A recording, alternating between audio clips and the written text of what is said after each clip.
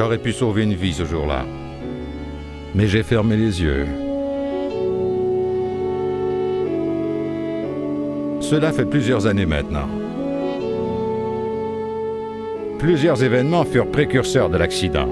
On pourrait dire que tout a commencé environ 6 mois auparavant. À cette époque, je travaillais pour la société depuis moins d'1 an. Hey Mario, tu n'as pas obturé la conduite menant à l'échangeur de chaleur. Pourtant, nous avons discuté de cette procédure à la réunion sur l'entretien. Si tu ne le fais pas, une défaillance dans l'échangeur thermique peut entraîner un retour de pression dans la conduite. Désolé, Georges, j'ai dû oublier. Écoute, cette procédure prendra 2 fois plus de temps et je n'ai jamais entendu parler d'une défaillance dans l'échangeur thermique. Mario, tu n'es ici que depuis 1 an. Il y a des choses que tu ignores. D'accord.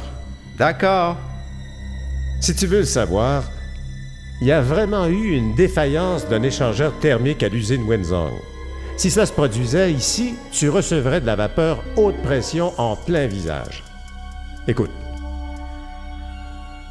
Il existe des raisons pour chacune de nos procédures et tu dois t'y plier. Et si tu vois des collègues en train de changer cette soupape sans obturer la conduite qui mène à l'échangeur thermique, indique-leur la procédure.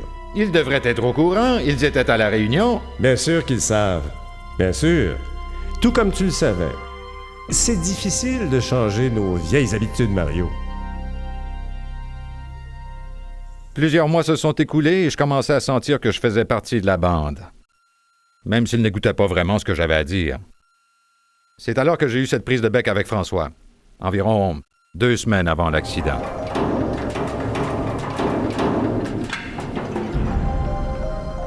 Hey, François, tu dois utiliser le fil de ligature. Où sont tes lunettes de sécurité? Que tentes-tu de faire? Nous faire tous exploser ou quoi? Tu n'as jamais entendu parler de l'électricité statique? Écoute bien, j'ai commencé à travailler ici bien avant qu'on commence à utiliser ces fils. Oui, mais à la réunion sur la sécurité, Georges a dit que l'électricité statique pouvait provoquer des étincelles. Ce n'est pas étincelles. Georges qui travaille avec ce matériel. C'est moi. J'ai vu passer beaucoup de procédures et je suis toujours là. Alors, si ça te dérange pas, je vais faire les choses à ma façon. Oui, mais je crois peut-être que Écoute Georges... le nouveau. Tu as encore beaucoup à apprendre. Mêle-toi de tes affaires. Et ôte-toi de mon chemin.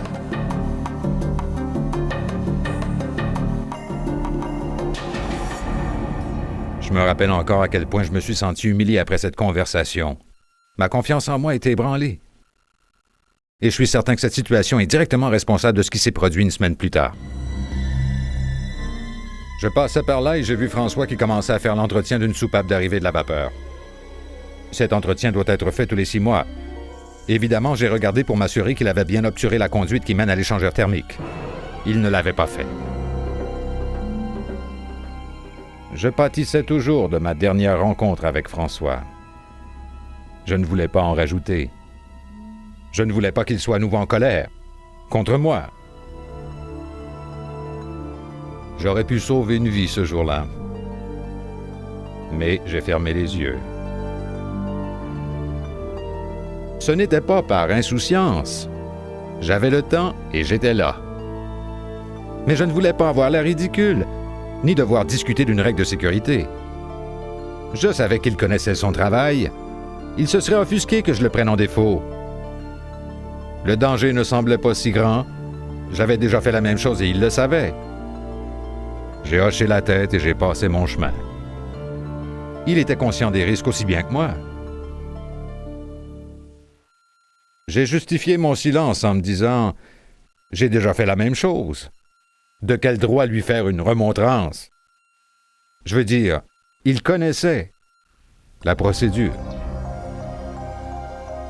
J'ai fait quelques pas, mais il y avait quelque chose qui clochait. Je me suis arrêté et j'ai rebroussé chemin. Je crois que j'aurais dû dire quelque chose, mais j'essayais seulement de me convaincre que tout était normal. Je me trompais. Il a pris un risque. Et j'ai fermé les yeux. Et c'est ainsi que je l'ai laissé mourir.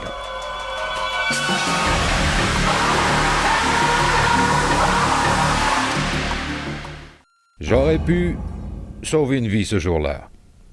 Mais j'ai fermé les yeux. Maintenant, chaque fois que je vois sa femme, je me rappelle que j'aurais pu lui sauver la vie. Je dois vivre avec cette culpabilité. Mais vous n'avez pas à m'imiter.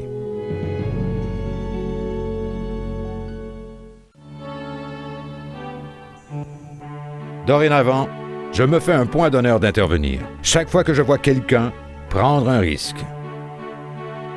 Ce n'est pas pour critiquer les gens, même si certaines personnes le perçoivent ainsi, c'est parce que je ne tiens pas à ce qu'ils se blessent. Parmi les nouveaux employés, certains se fâchent occasionnellement. Ça ne me dérange pas. Les travailleurs d'expérience, ceux qui connaissaient François, ils comprennent pourquoi je le fais. D'ailleurs, ils ont commencé à intervenir aussi, ce qui influence les autres travailleurs. L'autre jour, quelqu'un m'a rappelé de mettre mon écran facial. Il ne me connaissait pas et n'avait pas connu François.